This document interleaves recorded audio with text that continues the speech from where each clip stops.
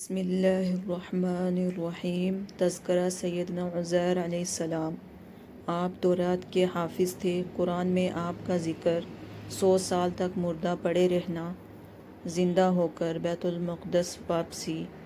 آپ بنی اسرائیل اور ہارون علیہ السلام کی اولاد میں سے تھے۔ قرآن کریم میں صرف ایک جگہ آپ کا ذکر آیا ہے۔ وقالت الیہود عزیر ابن اللہ، اور یہود نے کہا عزیر اللہ کا بیٹا ہے۔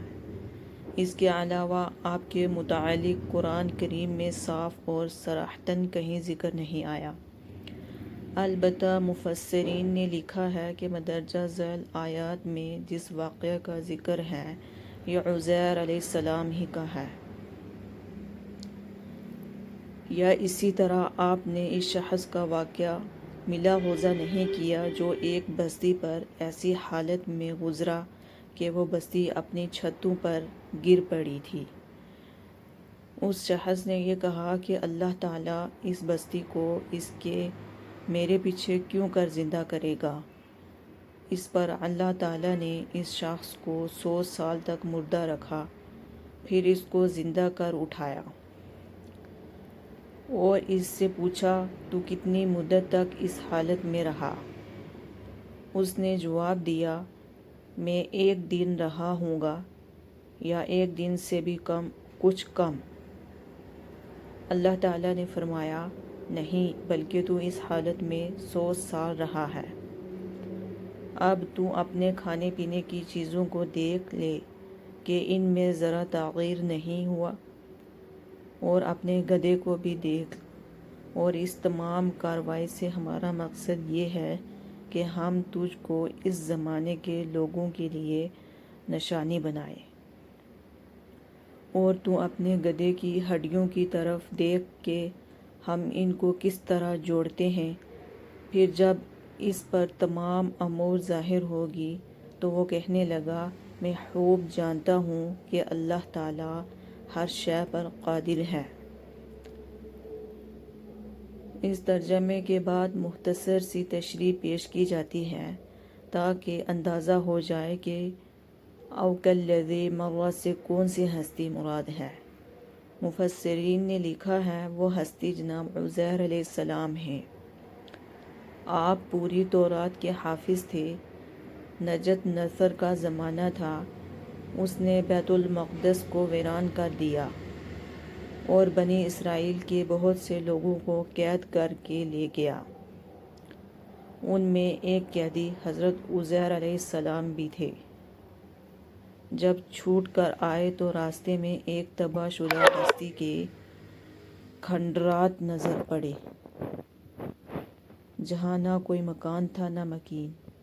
تباہ شدہ آبادی کے کچھ نشانات تھے۔ مورخین نے لکھا ہے یہ شہر نجت نصر کے ہاتھوں 586 عیسوی میں تباہ و برباد ہوا تھا۔ بستی پر نظر پڑتے ہی حضرت عزیر علیہ السلام کے دل میں خیال آیا اور سوچنے لگے یہ شہر اللہ تعالیٰ دوبارہ کیسے آباد کریں گے۔ یہ خیال آنا تھا کہ اللہ تعالیٰ کے حکم سے ملک الموت نے وہیں روح قبض کر لی۔ آپ گدھے پر سوار تھے، وہ بھی وہیں مر گیا اور 100 سال تک اسی جگہ پڑے رہے، اور اتنے عرصے تک ان پر کسی کی نظر بھی نہیں پڑی۔ اس عرصے میں نجت نصر بھی مر کھپ گیا۔ اس کی جگہ کوئی اور بادشاہ ہوا تو اس نے بیت المقدس کو آباد کیا اور شہر یروشلم کو دوبارہ آباد کیا۔ پھر 100 برس بعد عزیر علیہ السلام زندہ کیے گئے۔ اس 100 سال کی مدت میں ان کا کھانا ویسا ہی رکھا رہا، نہ سڑا نہ ذائقہ بدلا۔ زندہ کیے جانے کے بعد اللہ تعالیٰ نے پوچھا تو کتنی مدت اس حالت میں رہا؟ تو انہوں نے جواب دیا میں 1 دن رہا ہوں گا یا 1 دن سے بھی کم۔ اللہ تعالیٰ نے پھر ان کو بذریعہ وحی یا الہام بتلایا نہیں، بلکہ اس حالت میں تو 100 سال رہا۔ عزیر علیہ السلام پر جب موت طاری ہوئی تھی تو اس وقت اشراق جیسا وقت تھا، اور جب زندہ کیے گئے تو غروب کا وقت ہو رہا تھا، جس سے حضرت عزیر یہ سمجھے کہ میں ایک دن یا اس سے بھی کم اس جگہ رہا ہوں۔ اللہ تعالیٰ کی طرف سے ان کو بتلایا گیا کہ اے عزیر، یہ سمجھے کہ میں ایک دن یا اس سے بھی کم اس جگہ رہا ہوں۔ اللہ تعالیٰ کی طرف سے ان کو بتلایا گیا کہ اے عزیر، تم نے یہاں 100 سال یعنی پوری 1 صدی گزاری ہے۔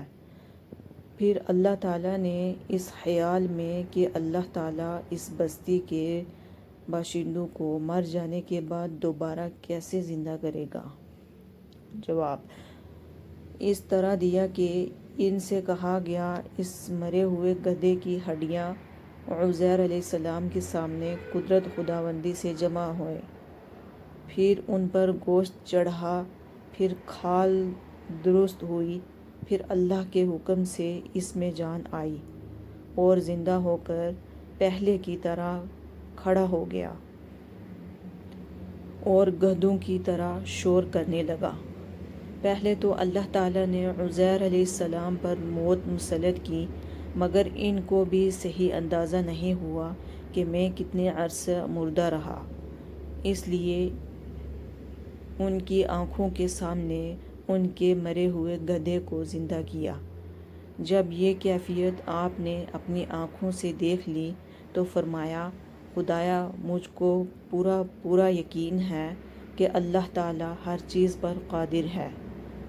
یعنی یقین پہلے بھی تھا، مگر اب مشاہدہ کے بعد وہ یقین خوب پختہ ہو گیا۔ بیت المقدس واپسی۔ یہاں سے اٹھ کر آپ اپنی سواری کے گدھے پر سوار ہو کر بیت المقدس پہنچے تو وہاں کی دنیا بدلی ہوئی پائی۔ آپ نے 100 سال پہلے جو صورتیں دیکھی تھیں، جن علاقوں میں آپ چلتے پھرتے تھے، جہاں آپ رہتے تھے، وہاں بالکل نئی دنیا دیکھی۔ آپ نے لوگوں سے اپنا تعارف کرایا اور کہا، میں اللہ کا نبی عزیر ہوں۔ لوگوں کو یقین نہ آیا۔ نجد نصر نے جب بیت المقدس میں تباہی مچائی تھی تو اس وقت بنی اسرائیل کی کتابیں بھی جلا کر راکھ کا ڈھیر بنا گیا تھا، حتیٰ کہ تورات کو بھی نہ چھوڑا تھا۔ عزیر علیہ السلام نے جب یہ بتلایا کہ میں اللہ کا نبی عزیر ہوں تو لوگوں کو یقین نہ آیا اور کہنے لگے، یہ 100 سال بعد مردہ عزیر کہاں سے آ گیا؟ نجد نصر نے تورات تک کا نسخہ جلا دیا تھا۔ اس لیے حضرت عزیر علیہ السلام سے کہا، اگر واقعی آپ عزیر نبی ہیں تو ہمیں تورات سنائیں۔ کیونکہ آپ اس کے حافظ تھے، اس لیے آپ نے فوراً سنا دی۔ تب لوگوں کو یقین آیا کہ آپ واقعی عزیر نبی معلوم ہوتے ہیں۔ عزیر علیہ السلام کو 100 سال کیوں مردہ رکھا گیا؟ یہاں ایک سوال یہ پیدا ہوتا ہے کہ حضرت عزیر علیہ السلام پر 100 سال اتنی مدت موت کیوں طاری رکھی گئی؟ تو اس کی وجہ یہ بیان کی گئی ہے کہ اللہ تعالیٰ نے آپ کو حکم دیا تھا کہ یروشلم جاؤ، ہم اس کو دوبارہ آباد کریں گے۔ آپ بحکم خداوندی وہاں پہنچے تو وہاں ہر طرف تباہی اور کھنڈرات ہی کھنڈرات نظر آئی۔ یہ دل دہلا دینے والا منظر دیکھ کر یہ خیال آیا، اللہ تعالیٰ کو ایک نبی کا یہ خیال پسند نہ آیا۔ ان کو تو اللہ تعالیٰ کے اس فرمان یروشلم کے دوبارہ آباد کرنے پر دل میں وسوسہ بھی نہ آنے دینا تھا، اس لیے ان پر موت مسلط کی گئی تاکہ ان کی ذات پر ہی اس عمل دوبارہ زندہ کرنے کا تجربہ کرا دیا جائے۔ چنانچہ جب 100 سال گزرنے کے بعد آپ کو زندہ کیا گیا تو اس وقت یروشلم دوبارہ آباد ہو کر چہل پہل کا شہر بنا ہوا تھا۔ عزیر علیہ السلام پر ابن اللہ ہونے کا ظلم عظیم۔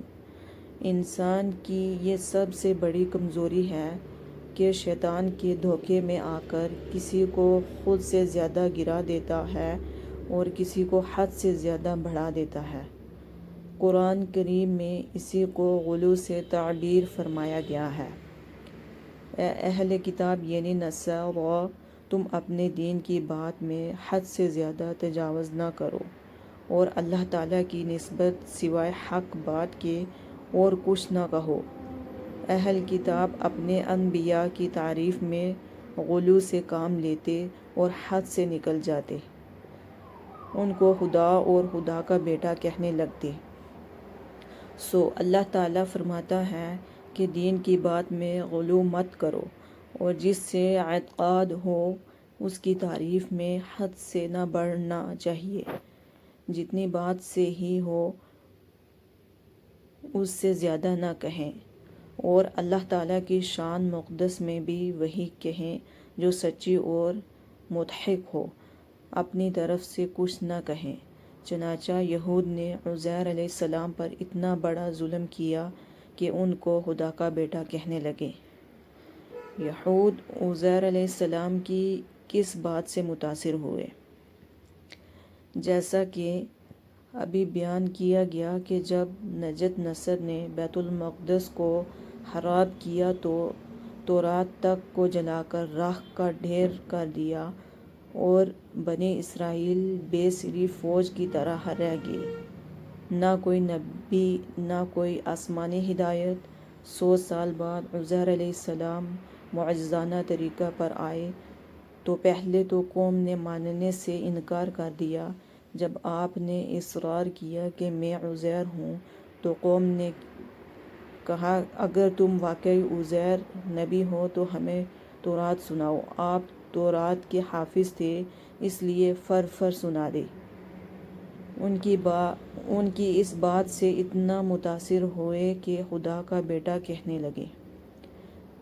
یہی محبت و عقیدت ان کی گمراہی کا سبب بن گئی۔